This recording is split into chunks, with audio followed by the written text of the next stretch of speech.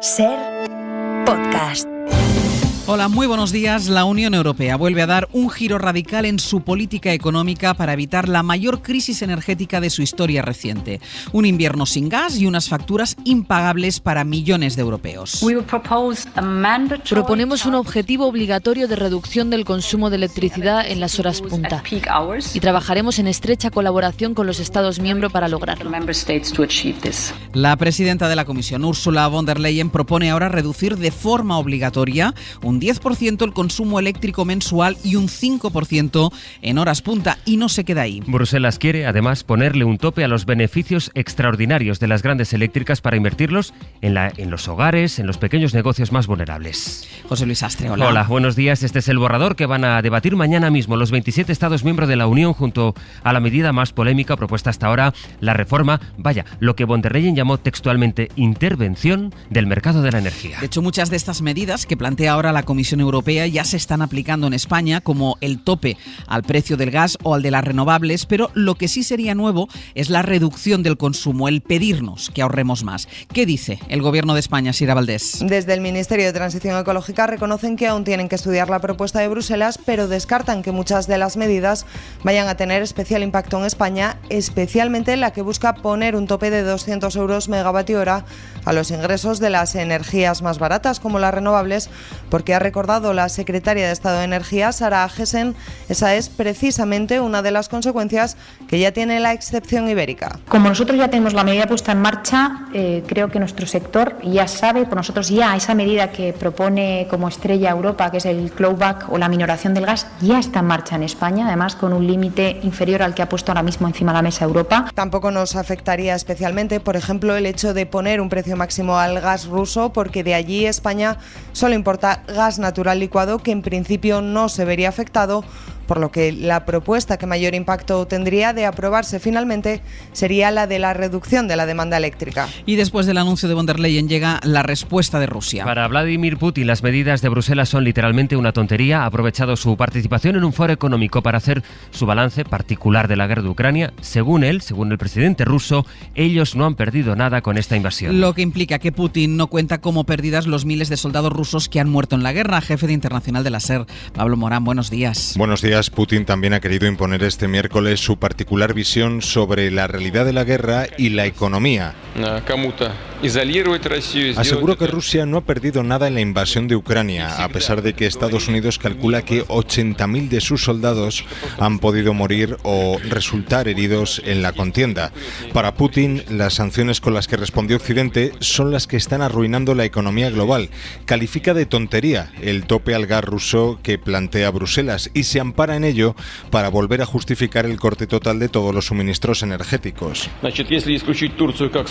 Asegura que es imposible aislar a Rusia y reivindica sus alianzas en Asia y Oriente Medio. Putin habló de Borrell, del supuesto discurso en el que relacionó a Rusia con el fascismo. A pesar del desmentido del alto representante de la Unión, el presidente ruso le ha vinculado con la dictadura franquista. Y en España la noticia va a estar hoy otra vez en el Pleno del Consejo General del Poder Judicial. Aunque la renuncia individual puede resultar admisible, la renuncia colectiva no lo es, pues llevaría a la paralización total del Consejo, con la imposibilidad material y jurídica de desarrollar su misión constitucional.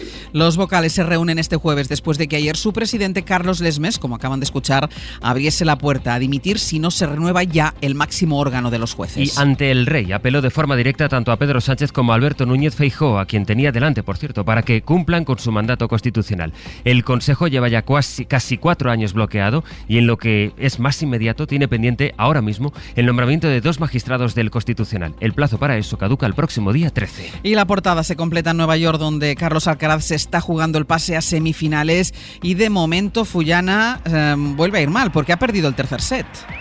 Sí, problemas para Carlos Alcaraz. Están jugando un partidazo Alcaraz y Sinner, pero el italiano se le está subiendo las barbas al joven tenista español. Ha ganado en el tiebreak el tercer set, por tanto ahora mismo manda el italiano 2 sets arriba. Estamos ya en el cuarto, que no tiene que ser definitivo, tiene que ganar Alcaraz para forzar el quinto. De momento arranca con el servicio de Alcaraz 0-40 para el italiano.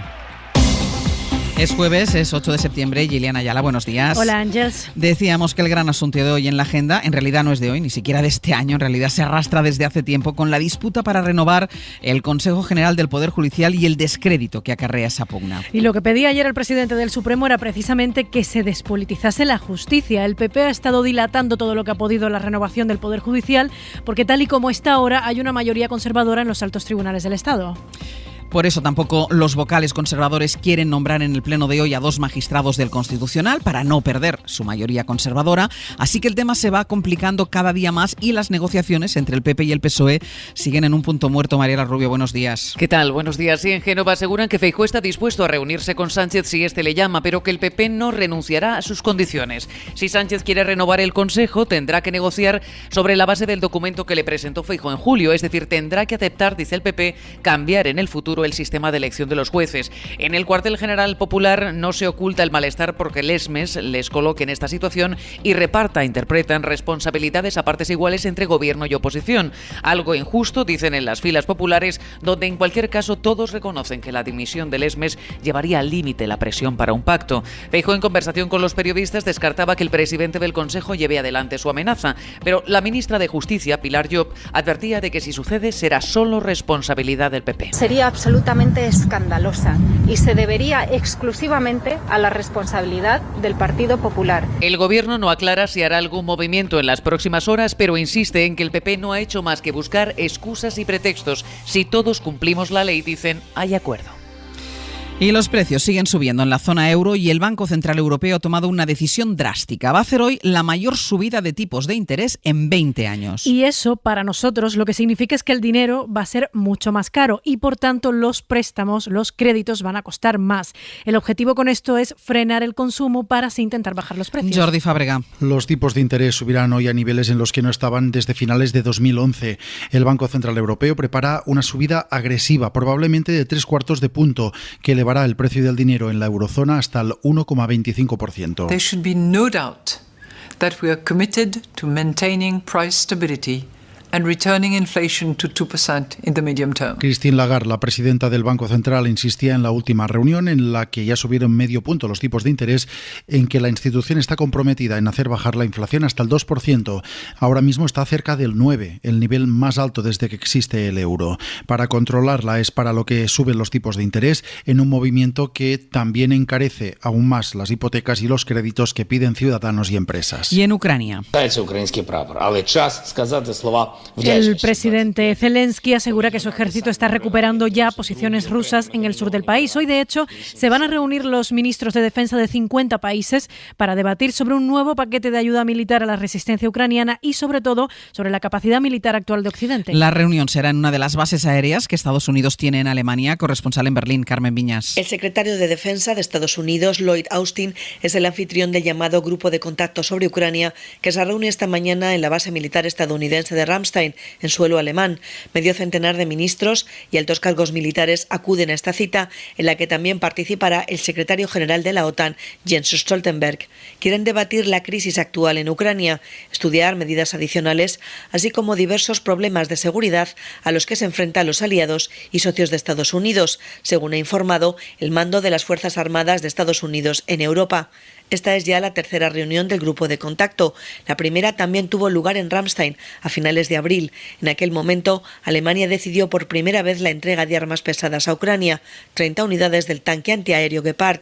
En junio se celebró en Bruselas otro encuentro del grupo de contacto. En aquella cita, Alemania prometió la entrega de sistemas de cohetes de artillería. La ministra de Defensa española, Margarita Robles, está convocada hoy precisamente a esa reunión del grupo de contacto de defensa de Ucrania, aunque aquí en España tiene otro asunto pendiente, que es la investigación por el espionaje a su móvil con el software Pegasus. Los expertos del CNI todavía no han detallado qué información se hackeó tanto del móvil de Robles como el de Marlaska, y el juez le pide ahora a los dos ministros que decidan ya cómo quieren declarar, si de forma presencial, por videoconferencia o por escrito. Miguel Ángel Campos. Los expertos del CNI aún no han detallado qué datos fueron extraídos de los móviles de Marlaska y Robles después de meses de investigación. No se sabe en concreto qué documentos fueron espiados ni si afectan a la seguridad del Estado. El juez pidió al Consejo de Ministros desclasificar los datos reservados que tuviera para poder interrogar a Robles y Marlaska, y el Ejecutivo ha contestado que nada hay que desclasificar porque se desconoce si hubo una extracción de datos de carácter reservado. En el mismo auto, el juez pide a ambos ministros que decidan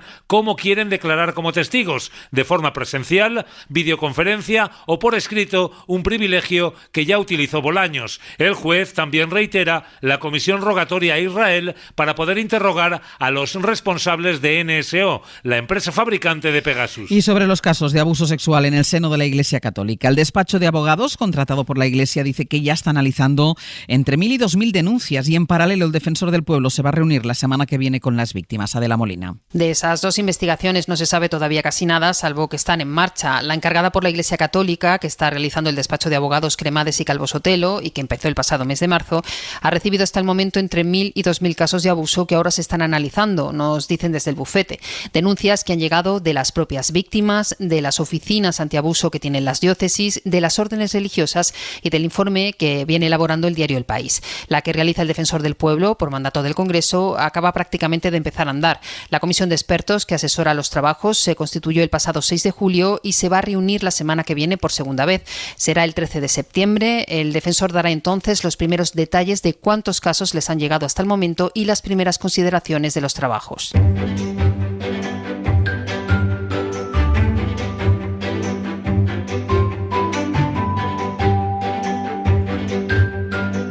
Vamos a poner el foco en Euskadi y en Castilla-La Mancha para conocer algunas historias locales que se quedan muchas veces en este ámbito. En Radio Bilbao está Isabel León, egunón. ¿Qué tal, Ángel? Y en Ser Toledo, Cristina López Huerta, buenos días. Hola, ¿qué tal? Buenos días. Cristina, la historia de un cuadro. A ver, cuéntame. Un cuadro de Picasso que además vais a poder venir a ver al Museo del Greco, que inicia una exposición temporal. Es una exposición que se llama Picasso visita el Greco y que bueno, nos va a mostrar en esta pinacoteca dedicada al pintor cretense dos cuadros muy especiales del pintor malagueño, que son Mujer con sombrero sentada en un sillón y Venus y el amor. Y os preguntaréis, bueno, pues claro, una más de las exposiciones temporales, efectivamente. Bueno, pues es que tiene una historia muy curiosa que además nos traslada hasta Suiza.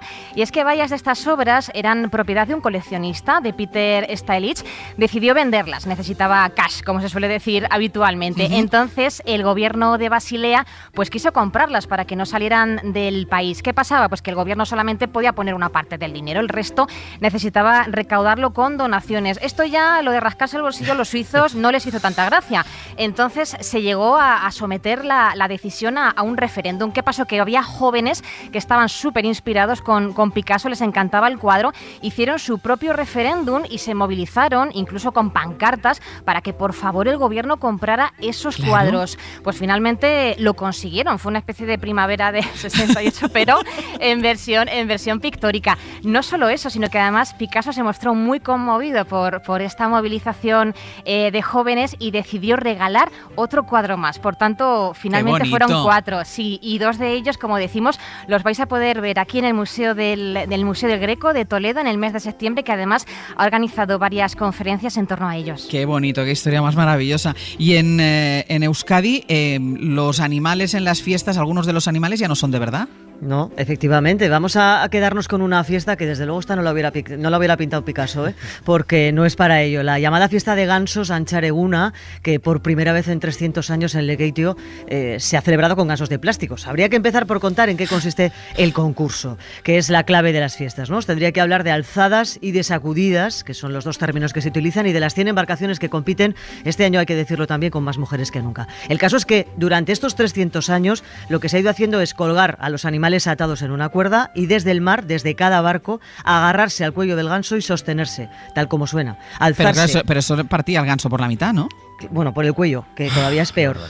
Directamente son agarrarse, mantenerse, y el ganador, quien más alzadas logra, hasta que el cuello del ganso se parta, decapitando al animal, ¿no? Antiguamente el ganso que se utilizaba debía estar vivo. Desde hace décadas, que tampoco es mucho, desde el año 1980 y pico, se optó por gansos reales, pero que estaban muertos previamente. Y sin embargo, esta edición, tras 2 años de parón por la pandemia, ha sido la primera en la historia con gansos únicamente artificiales. En 2014 se dio a elegir, pero esta vez ya no había opciones. Sí o sí, gansos de plástico. fantástico. Los creó un centro tecnológico de aquí, Geiker, y aunque ha habido debate en el pueblo, lo cierto es que ha sido un éxito de celebración y un paso más que parece que cuesta en la eliminación de animales vivos, pero que confirma que se puede. Y la fiesta no se ha resentido. En absoluto. Pues ha ido la misma cantidad de gente. Pues muchísimas gracias a las dos, muy buenos días. Hasta luego a todos. Un beso. Adiós, buen día.